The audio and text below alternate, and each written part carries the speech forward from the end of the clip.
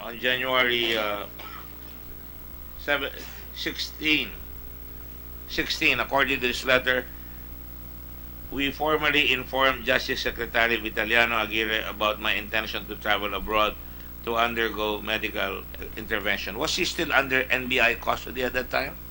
I think no more, Mr. Chair. No more. No more. But he seems to be very courteous to you. He went to you to let him know that he was going to go to Las Vegas.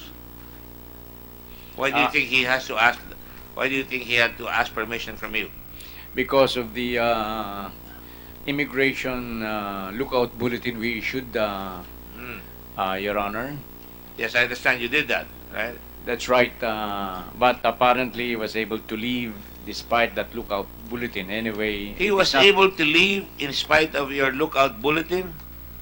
That's right, Your Honor. Sir, you're in charge of immigration.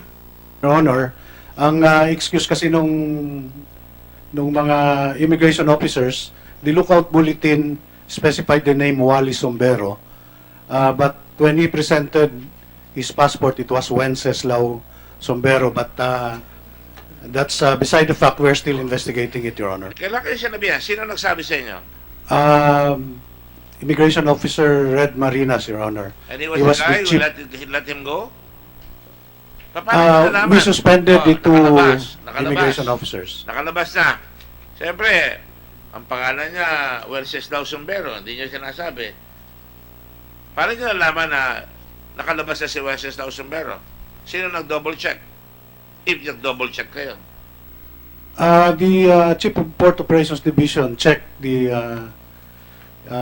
let the immigration officers who processed Sombero explain, Your Honor. And we immediately conducted the investigation, took the footages in the CCTV as part of the evidence of our investigation, Your Honor. So this is a big issue.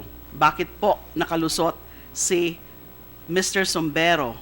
Aalamin din po natin yung paglalagay ng pangalan na Wally lang, Wally Sombero, when his full name is supposed to be Wenceslao Sombero.